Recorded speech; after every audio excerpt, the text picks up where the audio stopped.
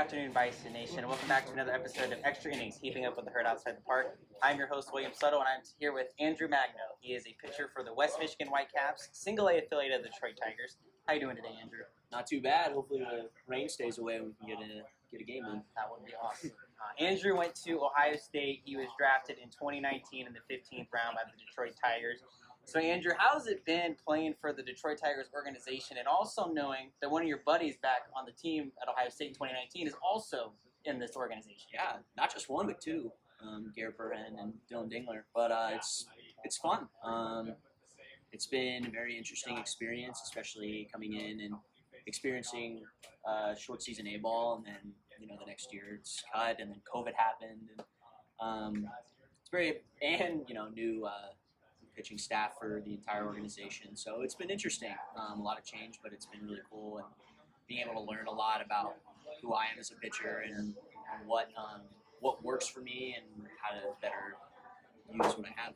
And especially here, in the minor leagues, you get to play so many games, so you get the practice. Mm-hmm. You get to pitch a lot, you get to work on your stuff because you want to make the move every year. You want to keep moving up the chain, and hopefully make that goal of making it to the Detroit Tigers. And then I also asked Adam Wolf, who we've also talked to, how does it feel to play for an organization that's making that move? They still got Miguel Cabrera on the lineup, but other than that, a lot of these guys are really young. And does that feel good knowing that, hey, they're really pushing youth right now? Yeah, it's fun. It's a cool thing to see, especially because now a couple guys that I done spring training with or even been on their team are playing in the big leagues now. But it's also a good refresher to know that they're watching. It might not be could be in Lakeland, you could be in Toledo, but wherever you are, that they're watching and paying attention. And, it's super fun, and it's just be ready at a moment's notice to go wherever. And it's nice knowing that it's like a family. Yeah. Everybody's staying connected. Yes, everybody wants to be on that big league roster, but everybody's pulling for everybody. Yeah. Which is really nice. And then, like I referenced being at Ohio State, so, walk me through that. 2019, you guys won the Big Ten championship. You pitched in 3 of the final 5 games in the Big Ten tournament. How was that for you? Quite a ride. Quite a ride. Yeah. I knew, towards the end of the year, it's close, I'm in, and so just had to stay ready every single time. And it's a little different than it is playing minor league baseball, but you're playing for a championship right now. Yeah. And for your school and for where I wanted to grow up, always going, and so I was ready whenever they needed me, and it was fun that it paid out that way. Yeah, big time. And was able to have success. That's nice. And then, so, getting drafted in 2019, what was that experience like?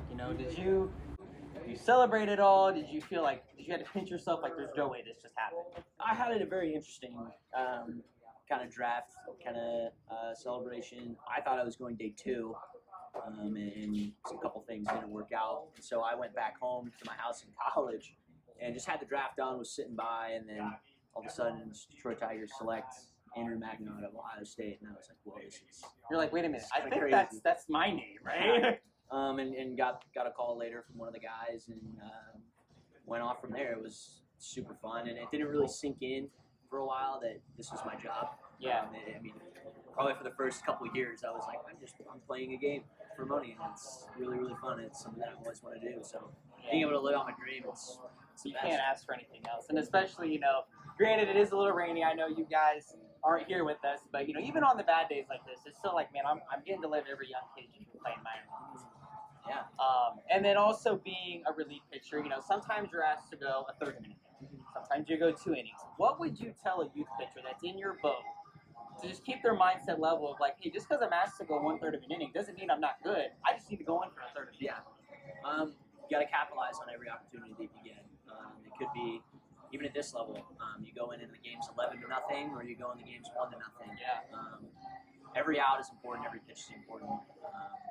Every throw you make playing catch is important, and ultimately working to that goal of having more success when you throw on the mound in game time.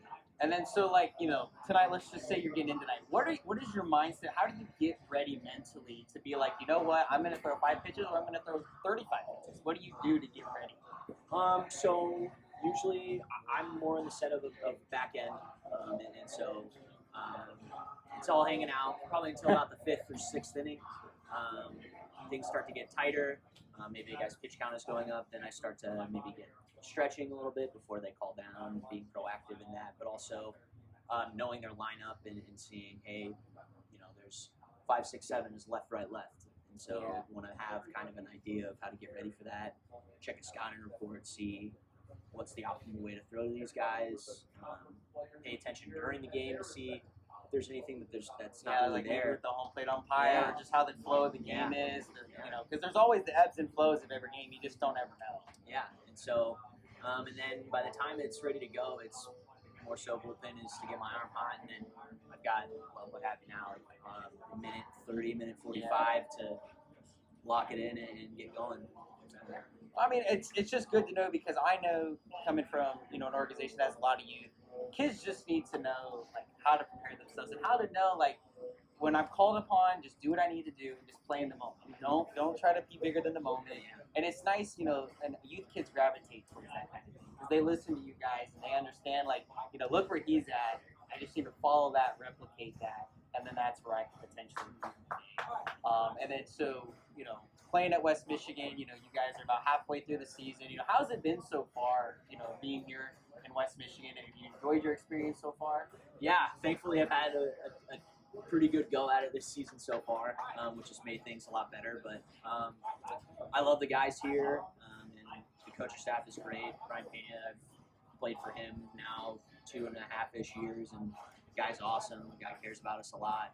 Our pitching coach, Dean Stiles, is a good dude and really cares for us really well. And then just the staff in general, I think we have a pretty good chemistry with everybody on the team and just being for each other, but also when it comes time to go to work, we're all very supportive and figuring out and bouncing ideas off of each other. And so, I mean, it's fun. I've loved it.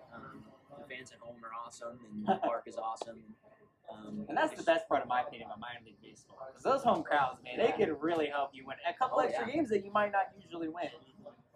And I think we are probably behind Dayton, or probably close to Dayton, with the second most in attendance for every game. So they really show out and support in Grand Rapids, and it's fun. We're doing pretty well, so hopefully, we get to the playoffs and try to make a championship run for that city. And that's even more fun, playoff time. And then, so, all right, granted, yes, you're a relief pitcher, so you're out in the bullpen. You're not in the starting lineup, but is it a song? Is it a food? What's your pregame go-to to be like, all right, after I do this, I am ready to rock and roll? So it's kind of funny. It's it's really kind of my post stretch shower. So I'm a little sweaty right now, so I'll go back and shower and then put all my stuff on. And after I shower, that's when I get all of my jersey, my pants, and everything on. And so that's really the point of all right, we gotta lock it in. We gotta go play a game. And so could be anything. I eat whatever. I'll sleep until whenever and hang out until whenever. But grab my shower, wash everything off from pregame, and get ready to go for game time. Awesome. Well, it's just good to know because everybody has a different thing how to get ready. But Andrew, I thank you so much for your time. Wish you the best of luck tonight and for the rest of your season. Bison fans, I hope you enjoyed this episode of Extra Innings, and I hope to bring you some more awesome content.